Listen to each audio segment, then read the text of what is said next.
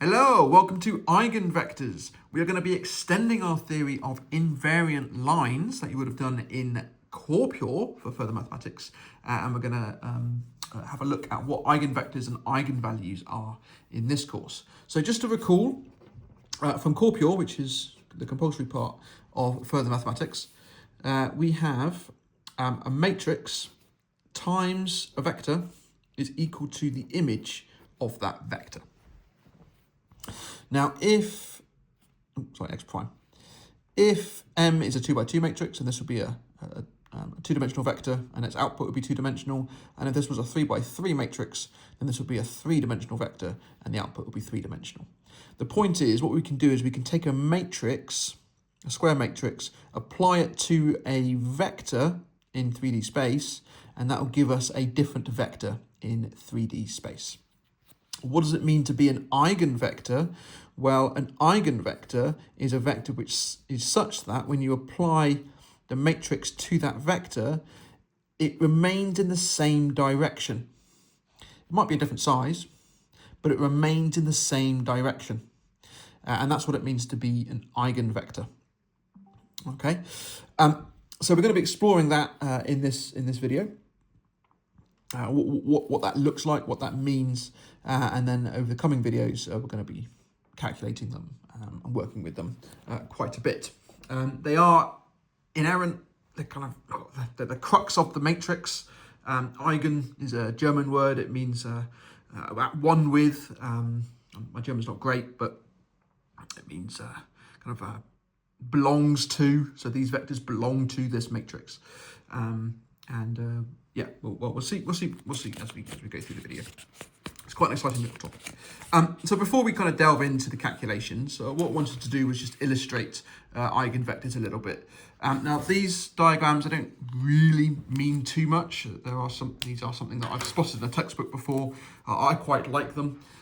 It just kind of shows an illustration of what these matrices are doing.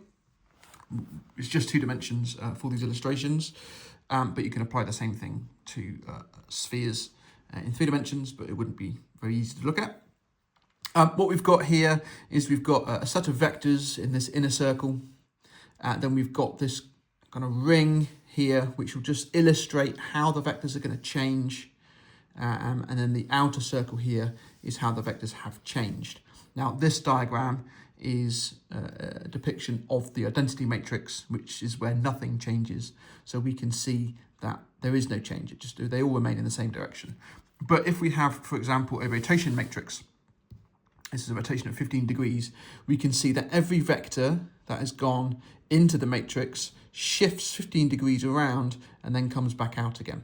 So all of these have been rotated by 15 degrees in the anti-clockwise direction, because that's what this matrix represents. So this diagram represents this matrix. And we can see that because it's a rotation of 15 degrees, there are going to be no eigenvectors, at least not real ones, because everything has shifted by 15 degrees around the origin. So there's not going to be a vector that's in the same direction. But if we have something like this, okay, this diagram represents this matrix here, we can see that there are two lines, the two vectors, which the direction has remained unchanged. And we can see this vector here, as it goes through the matrix transformation, which is represented by this little section here, we can see that it just remains in the same direction. Nothing has changed. Everything else has changed around it. In fact, all of these vectors have got closer to it. This is an attractive eigenvector, but this vector here is an eigenvector of that matrix. There is another eigenvector, that is this vector here. We can again see if we take that as an input vector, apply the matrix transformation, and then look at the output vector, the direction is unchanged. It's all in the same direction, but everything around it has changed. In fact, this is a repellent eigenvector, and everything is pushed away from it in both directions. If you have an eigenvector, then its negative is also an eigenvector, because any multiple of an eigenvector is an eigenvector. Okay, that's due to the scalar multiplication property of matrix multiplication. Okay, so that's what it looks like. Another example, here we go. This one, we have this matrix here, and there's only one eigenvector. That is horizontal. Okay, there's that one there. Everything is kind of pushed away. Oh, no, there's two eigenvectors. Oh, there's one down there. There it is. Yeah. Okay, so there's an eigenvector down that way, and there's an eigenvector that way. Okay, those are my two eigenvectors. And what you'll find is in two-dimensional space, you'll typically have two eigenvectors. You might have a repeated eigenvector, or you might have no eigenvectors. But we will delve into all of that as we go through the course. This is one that's only got one eigenvector. So this is the matrix here, 1, 0, minus 1, 1.